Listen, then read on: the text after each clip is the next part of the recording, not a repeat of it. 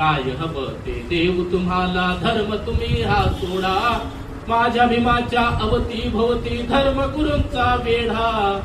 तरी विकले नाही मान माझ्या भीमाने, तरी विकले नाही मान माझ्या भीमाने. धम्मचक्राला गतिमान केले भीमाने. ज्यावेळेस बाबासाहेबांनी येवल्याला मी धर्म दुसरा स्वीकारणार आहे, हिंदू धर्म सोडणार आहे अशी घोषणा केली, त्यावेळेस कितीतरी लोक बाबासाहेबांकडे गेले होते. बाबासाहेबांकडे गेल्याच्या नंतर त्यांनी विनंती केली की आमचा धर्म स्वीकारा, आमचा धर्म स्वीकारा, काय पाहिजे ते आम्ही तुम्हाला देऊ. एका कवीने लिहिलेलं आहे की काय हवं ते देऊ तुम्हाला, धर्म तुम्ही हा सोडा. काय हवं ते देऊ तुम्हाला, धर्म तुम्ही हा सोडा. आणि माझ्या भीमाच्या अवती भवती धर्म गुरूंचा वेढा. काय म्हणत होते लोक, तुम्हाला जे पाहिजे ते आम्ही देऊ, परंतु तुम्ही हा धर्म सोडा आणि आमचा स्वीकार. काय केलं बाबासाहेबांनी, काय हवं ते देऊ तुम्हाला, धर्म तुम्ही हा सोडा. माझ्या भीमाच्या अवती भवती धर्म गुरूंचा वेढा. तरी विकले नाही मान माझ्या भीमाने, तरी विकले नाही मान माझ्या भीमाने. धम्मचक्राला गतिमान केले भीमाने. बाबासाहेबांनी त्यावेळेस कुठल्याच लोकांचं ऐकलं नाही आणि पवित्र असा हा धर्म स्वीकारला. आणि तो धर्म आज आमच्याकडे आहे. आमचं आचरण शुद्ध करणं, आम्ही आमचं चारित्र्य शुद्ध करणं आणि समाजाला चांगल्या प्रकारची एक दिशा देणं. आम्ही चांगले आहोत, हा धम्म चांगला आहे, तुमचं कल्याण करणारा आहे, जगातल्या प्रत्येक मानवाचं कल्याण करणारा आहे. मानवासोबत या धर्तीवर जे जीवजंतू राहतात त्या जीवजंतूंचं सुद्धा कल्याण करणारा हा धम्म आहे. ते आम्हाला तुम्हाला सगळ्यांना भेटून पटवून द्यावं लागणार आहे. तेव्हा लोकांच्या लक्षात येईल आणि त्या भारतातल्या जाती धर्मातल्या लोकांच्या लक्षात ही गोष्ट येईल. त्यावेळेस सगळे लोक बुद्धाचा धर्म स्वीकारतील आणि त्यावेळेला बाबासाहेबांचं जे शेवटचं स्वप्न होतं की मी या भारताला बौद्धमय करीन, हे भारत बौद्धमय करण्याचं स्वप्न त्यावेळेस बाबासाहेबांचं पूर्णत्वास जाईल. अशी आपण एक इच्छा आकांक्षा या ठिकाणी बाळगूयात.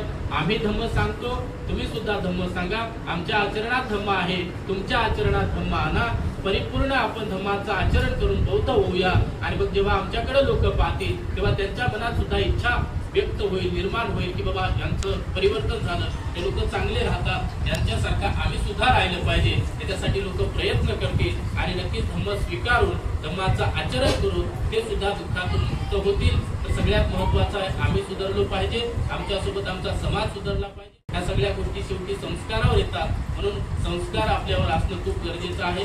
आता शेती आपण सगळ्यांनीच पाहिलेली असत. शेतीमध्ये आपण पीक पेरतो आणि पीक पेरल्याच्या नंतर 3 महिने त्या शेतीमध्ये आपण कष्ट करतो. गहू जर आम्ही पेरला तर तो गहू चांगल्या प्रकारे आला पाहिजे, त्याचं जास्तीत जास्त प्रमाणात आपल्याला पीक भेटलं पाहिजे, याच्यासाठी आपण प्रयत्न करतो. आणि मग रात्रंदिवस त्या शेतामध्ये आपण राबतो. आणि मग रात्रंदिवस राबल्याच्या नंतर त्या ठिकाणी काही काडी कचरा असेल, पाणी द्यायचं असेल गव्हाला किंवा दुसरं काही फवारणी, वखरणी, नांगरणी, खुरपणी, ते सगळं आपण 3 महिने करतो. आणि 3 महिन्याच्या नंतर ते पीक आम्ही आमच्या घरी आणतो. काही ठेवतो आणि काही विकून टाकतो. बघा 3च महिन्याचं पीक आहे आणि 3 महिन्याच्या पिकासाठी आम्ही रात्रंदिवस कष्ट करतो, राबतो. ऊन बघत नाही, पाऊस बघत नाही, वारा बघत नाही, रात्र बघत नाही. 12 वाजता रात्रीच्या उठायचं, लाईट आली पाणी द्यायला जायचं, 2 वाजता उठायचं, 4 वाजता उठायचं. जेव्हा लाईट येईल तेव्हा शेतात जायचं आणि त्या गव्हाला पाणी द्यायचं. आमच्या समोर काय ध्येय आहे, काय उद्दिष्ट आहे, तर आमचा गहू चांगला आला पाहिजे. आमच्या शेतातलं जे पीक आहे ते चांगल्या पद्धतीने त्या पिकाचा आम्हाला मोबदला मिळाला पाहिजे, यासाठी आम्ही रात्रंदिवस कष्ट करतो. परंतु हे जे आहे हे आमचं आयुष्यभराचं पीक आहे. लहान लहान आमचे जे मुलं आहेत ते आमचं आयुष्यभराचं पीक आहे. आम्ही आयुष्यभर राबतो, परंतु घरात जे आमचं पीक लहानाचं मोठं होत आहे त्याच्यावर आम्ही लक्ष देत नाही. आणि आमच्या पिकावर लहानाचं मोठं होत असताना आम्ही लक्ष न दिल्यामुळं आमचं पीक भरभर वाढतं. आणि भरभर वाढल्यामुळं जे काही अनैतिक संस्कार आहेत ते रुजतात आणि मग ते मुलं मोठे होतात आणि मोठे झाल्याच्या नंतर ते सगळे अनैतिक कृत्य करतात. बापाला बाहेर काढतात, आईला बाहेर काढतात, भांडणं करतात, दारू पितात, वेगवेगळे व्यसनं करून ते त्यांचं आयुष्य बर्बाद करतात. आणि मग आमचं लेकरू 25 वर्षाचं 30 वर्षाचं झाल्याच्या नंतर आम्हाला लक्षात येते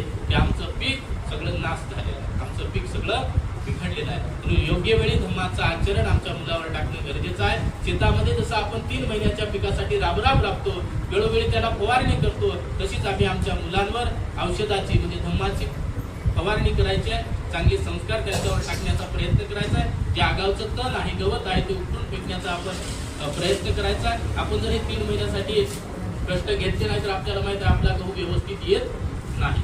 हे आपल्या आयुष्यभराच्या पिकासाठी जर आपण व्यवस्थित कष्ट नाही घेतले तर हे पीक सुद्धा नाश होणार आहे. या पिकाला सुद्धा काही भाव येणार नाही आणि ते आपल्याला घराच्या बाहेर काढून टाकल. कधी दारू पिईल, कधी मायबापाला मारेल, बायकोला मारेल, लेकराला मारेल, काही सांगता येत नाही. म्हणून हे आपलं आयुष्यभराचं पीक आहे. त्या आयुष्यभराच्या पिकावर